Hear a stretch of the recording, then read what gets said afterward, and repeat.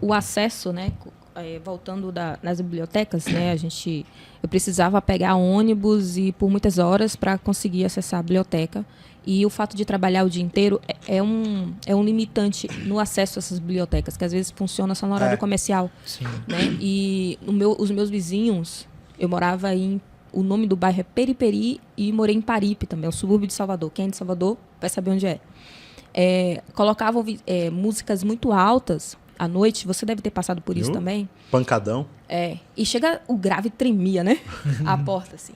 E eu queria estudar, eu tinha um protetórico lá, 3M, tamanho desse fone. É famosão, sei qual que é. E para estudar em casa, e às vezes ficava insuportável, e aí eu saía para a biblioteca, no centro da cidade, a biblioteca central, e ia de ônibus, voltava, e quando eu voltava, aquelas pessoas estavam ali, bebendo e tal. Tiveram algumas vezes que ainda fizeram hora de mim, porque eu já estava chegando domingo à noite com os livros na mão. Estava estudando, não sei o quê, como se fosse uma vergonha. Esses tipos de provocações, comentários, que eu já recebi comentários desagradáveis no YouTube também, no Instagram, não me afetam como essa pessoa gostaria que afetasse, eu acredito. Porque comentários idiotas não merecem uma resposta. Não. Né? Para mim, ela não atinge nesse lugar que me entristeceria, ao ponto de discutir com essas pessoas. Então, tudo bem. Não, era tão irrelevante para mim. Eu estava ali pensando nos princípios que eu precisava gravar. Tinha coisa muito mais importante para se preocupar, né? Então, e também aquelas pessoas que já viveram na periferia e que hoje estão, né, bem financeiramente. Às vezes as pessoas vêm com um discurso dizendo que a favela venceu, mas ela não venceu. Você que saiu de lá. Exatamente. Porque ela continua lá, né? A favela, ela precisa ter o acesso lá. As pessoas, para não ter que sair de lá, né? À medida que as pessoas não precisem sair de lá, é o momento que a favela venceu, para mim. Sim, né? A minha humilde opinião. E às vezes as pessoas saem desses lugares e olham para aquelas pessoas de uma forma diferente, como se jamais tivesse feito parte disso. Né? Por exemplo, ontem eu estava lembrando de situações assim, toscas. Pessoa que vai trabalhar numa loja de grife, por exemplo. É periférica, vai trabalhar numa loja de grife. Aí chega alguém para comprar, visivelmente essa pessoa não teria condições de comprar uma peça. Mas é só a roupa que ela está usando. Ela pode ter o dinheiro para comprar aquela peça. Uhum. Mas entra na loja, ela é tratada de uma forma tão mesquinha. Mas só que essa pessoa, ela tá andando de ônibus para chegar naquela loja ali. Mas ela se comporta como se fosse chique. A própria vendedora, entendi. Ou porteiro, eu sofri racismo por um porteiro. Nossa. Um porteiro negro. Aí você pensa, poxa, ele tá ali num lugar que só tem pessoas brancas naquele prédio, pessoas que têm dinheiro. Imaginou que eu não pudesse estar naquele lugar, né? Não sabia o esforço que eu tive para estar naquele lugar. E eu sofri racismo dessa pessoa. Então, imagina, você olhar também para os seus pares e você saiu de lá, né, não está trabalhando na favela, mora na favela, trabalha em outro lugar e quer se comportar como se não fosse pertencente àquele lugar. Sim. Olhar para as raízes, né? Isso. É um recorte importante também que afeta, né, no geral. Mas a vida do concurseiro, ela tem muitas fases, né? Quando você estava falando, Rogério, da sua fase na Marinha, um amigo, ele teve que abrir mão de servir também por conta das mudanças. Ele perdeu o parto da primeira filha. Nossa. Por conta da mudança, né? E ele estava já no segundo filho. E ele não ia conseguir, ia ser transferido novamente. Aí foi quando ele pediu para sair e já tinha feito concursos para ser civil, né? Em outros órgãos. Aí ele passou e saiu de lá. É inerente à atividade, né? Você servir as forças de que precisa, né, estar à disposição, né, no momento que forem convocados. Como é que foi para você? Não sei se você já tinha constituído família nessa época, conciliar essa fase. Não, para mim, pelo menos assim, é uma coisa que facilitou muito. Eu não tinha constituído família, eu ainda estava nessa fase de procurar o que eu queria. E assim, as Forças Armadas, para mim, por incrível que pareça, ali foi o meu concurso escada. Eu não entrei nas Forças Armadas pensando em seguir carreira como todo mundo. Num dado momento, antes de entrar eu até pensava, porque eu achava que eu ia ficar rico. Já vou entrar lá, eu vou seguir carreira e eu vou ficar rico. Um dia eu achava que eu ia entrar como soldado, no caso, como eu entrei, um dia eu ia sair de lá almirante. E aí quando você entra, você percebe que, opa, peraí, não é bem assim não.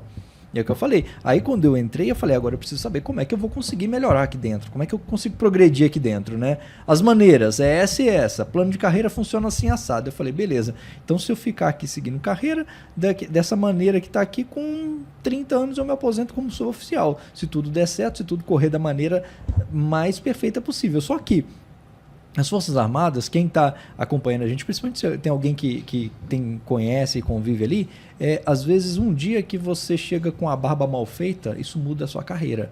Uma anotação que você recebe em uma dada formatura ali porque o seu cabelo não está bem cortado ou porque a barba não está bem feita, essa anotação é o diferencial para quando você estiver concorrendo a uma promoção com outros 20 para uma vaga, alguém olhar e falar assim, peraí, o Rogério tem uma anotação aqui de barba, então tira ele fora. Aí que você começa a pensar assim, peraí, não quero. A gente costuma dizer, você está o tempo todo na mão do palhaço.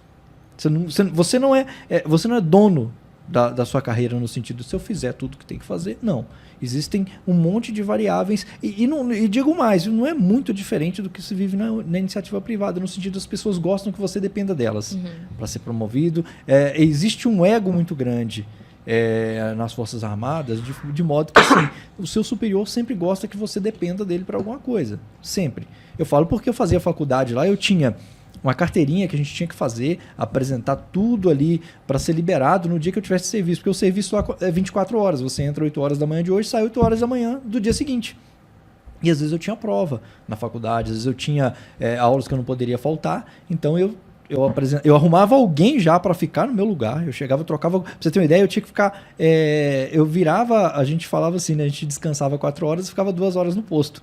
Eu ficava 8 horas no posto para poder... Aliás, eu ficava 4 horas direto no posto para poder ter 8 horas de descanso, que seria o período que a gente estava na faculdade. E todo mundo queria ficar no meu lugar, por quê? Porque ia descansar mais tempo, ia dormir mais e tudo. Então eu arrumava alguém para ficar no meu lugar para eu poder ir para aula.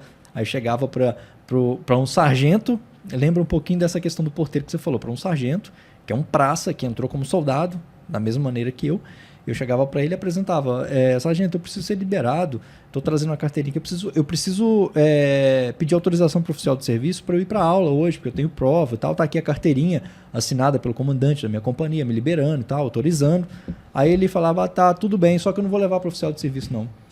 Eu falei, mas é porque eu preciso. Não, e lá é muito comum o pessoal chamar de boy, os mais novatos. Não, boy, você entrou aqui para ser soldado. Para que você vai estudar? Você precisa saber ler, escrever, falar assim, senhor, não senhor, quero morrer. Só isso. O resto, a Marinha vai arrumar para você. Eu falo, pô, mas eu preciso estudar e tal, aquela coisa toda. Não vai. E aí eu perdi a prova por causa disso. Eu perdi a aula. E teve um colega da minha turma que surtou. Saiu disparando tiro de fuzil à torta e à direita porque ele tinha a prova no dia. Aconteceu a mesma coisa com ele.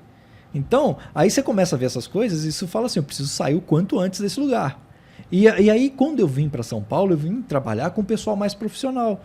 Que você sai do operacional e vem para o administrativo, as pessoas começam a entender, porque as pessoas começam a viver a realidade muito próxima de você, que é de querer estudar, de querer progredir, de querer conquistar as coisas, assim, da maneira mais justa, não na base da dependência. E aí eu falei, putz, é legal, eu gostei. Outra marinha, uma marinha operacional que eu vivi no Rio de Janeiro, aqui eu vim viver uma marinha muito mais profissional, trabalhando com pessoas que eu via assim, super competentes, fazendo. Eu falei, nossa, é isso aqui que eu quero. É essa marinha que eu quero, aquela lá eu não quero, não. E aí você chega, agora você vai ter que voltar para lá. Imagina. Peraí, meu. E a gente brincava com o ditado que o pessoal fala, né? Que não há nada tão ruim que não possa ser piorado e não há bem que dure para sempre, né? E aí eu falava, não acredito. Quando eu lembro no dia que vi meus colegas todos contentes, uma galera, beleza, porque tinha muitos amigos meus aqui em São Paulo que era do Rio. Tal, beleza, eles chegou. A promoção, né? Chegou a carta, chegou a mensagem e tal. A gente vai voltar, a turma vai voltar, chegou a promoção, a gente vai cursar cabo. Aí eu falei, legal, tomara que não tenha vindo para mim, né? Aí eu chego lá na minha sessão de trabalho, eu falo, ô Macedo, chegou aqui, viu a comunicação aí, a mensagem de curso, tá? Agora você tem que ver aí a sua pontuação, como é que tá, porque aí você escolhe a especialidade, né? Aí eu falei, meu Deus do céu, sério. Aí eu olhei aquilo e falei, deixa eu repensar aqui, né? O mundo cai na hora, né? Falei, não quero, não vou voltar para lá. E aí entra essas mudanças, né? Que a gente começa a ter que correr atrás. Isso decepciona muito. Por isso que eu falei, eu não tinha família naquele momento, então era só eu. Então eu podia falar assim, aí quando você vai prestar um concurso, qualquer concurso que você passar, e eu ia prestar mesmo para Gari, se saísse. No Rio, teve amigos meus lá que prestaram concurso para Gari lá, passaram, e o comando não deixou sair.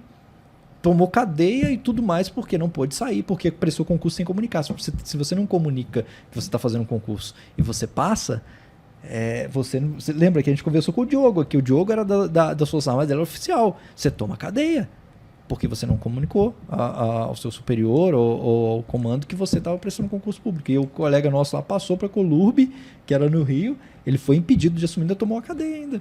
Meu Deus. Entendeu? Então pra mim era mais fácil, que eu podia jogar tudo pro alto, era só eu mesmo, se tudo desse errado eu voltava para Minas e tava lá na casa dos meus pais, mas assim, era mais tranquilo. Mas igual você falou, imagina uma pessoa que tem a família.